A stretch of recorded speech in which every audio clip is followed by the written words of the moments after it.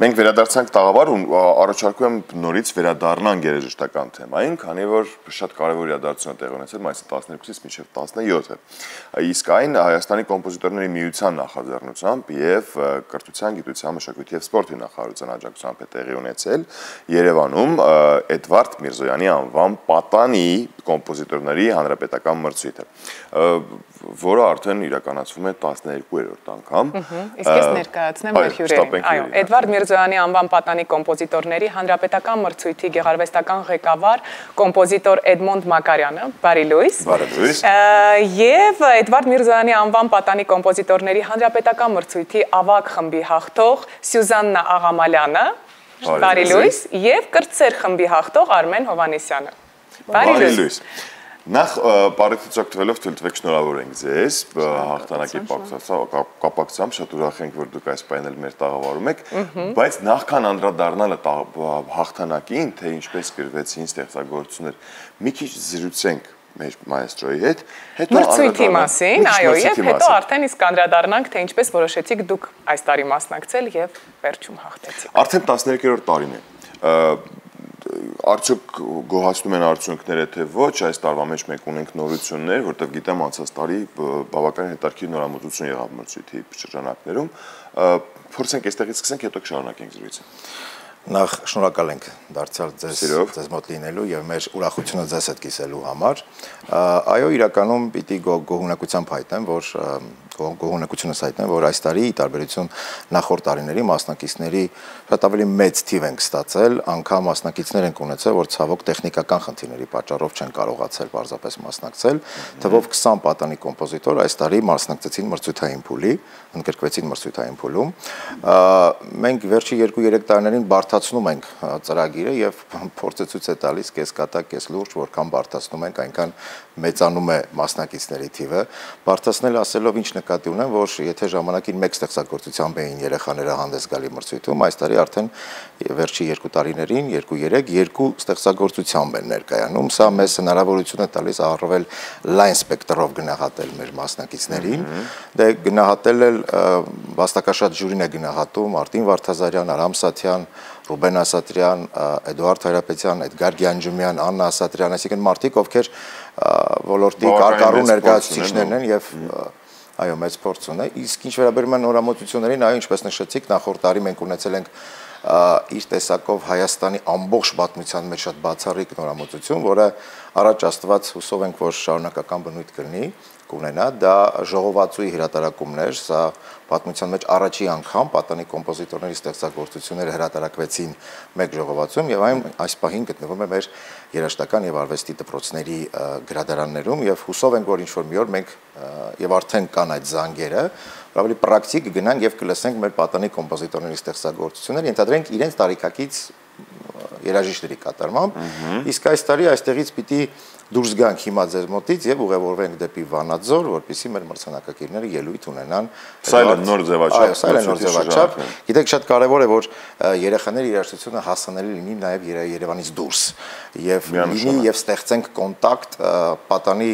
երաժիշտների եւ մեր պատանի կոմպոզիտորների միջև նաեւ Երևանի սահմաններից դուրս։ Միանշանակ։ Այս տարվա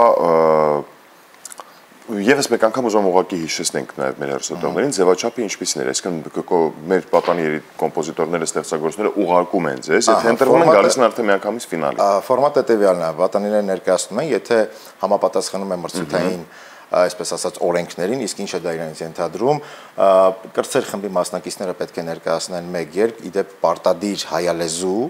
եւ հայ հեղինակի բառերի խոսքերի ման վրա, դրանով մենք պիտի բացահայտենք, թե ինչպես է նրանք աշխատում խոսքի հետ,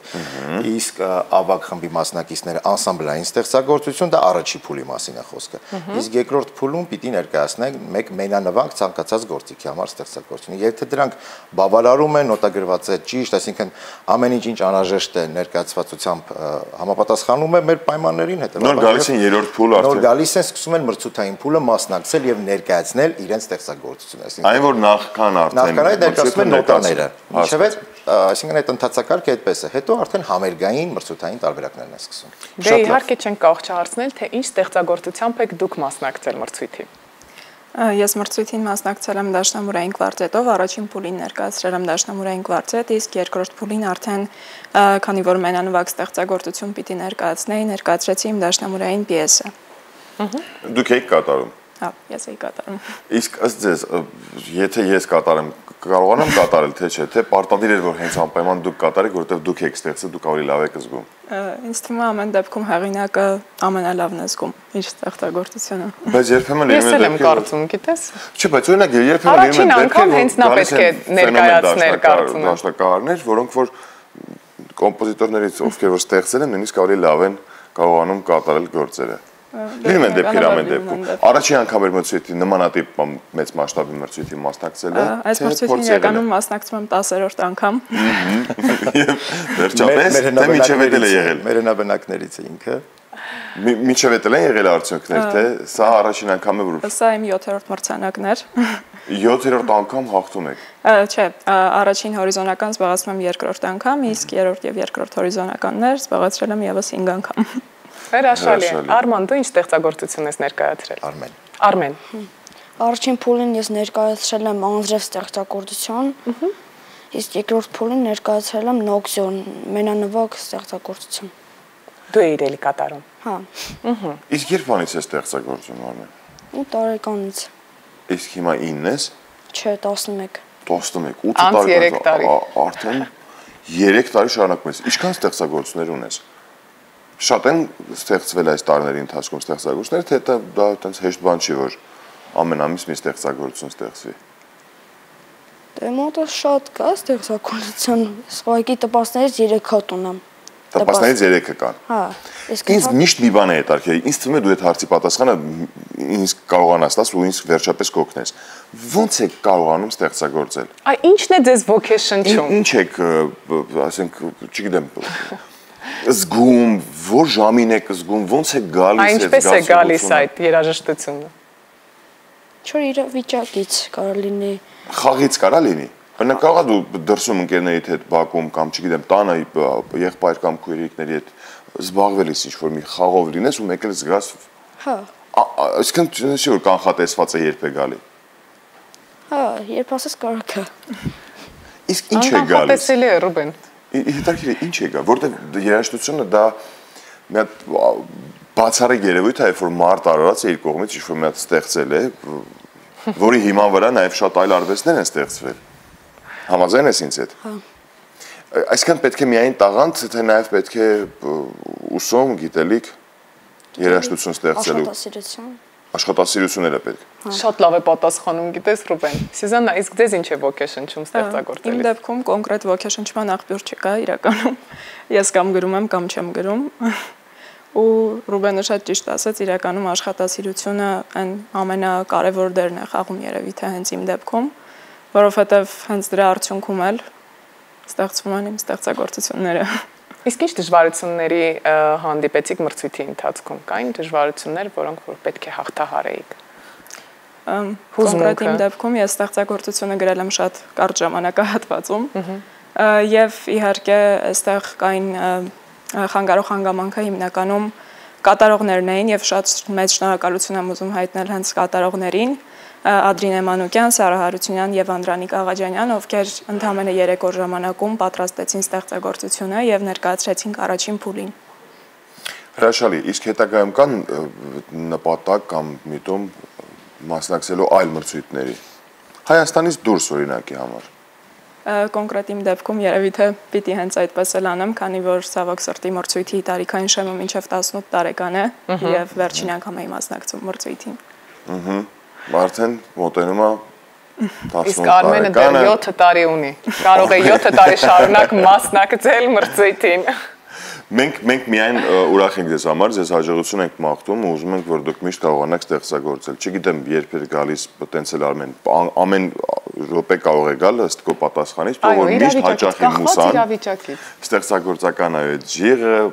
էներգետիկան, որ դու միշտ ունենաս ու միշտ կարողանաք ստեղծագործել, որովհետև դա շատ կարևոր ու շատ գեղեցիկ հատկություն է, որ մարդը օժտված է այդ տաղանդով։ Այո, եւս մեկ անգամ շնորհավորում ենք հաղթանակի կապակցությամբ։ Իսկ մյուս տարվա հետ կապված երբ կարելի է հայտեր ներկայացնել, քանի առիթը կա,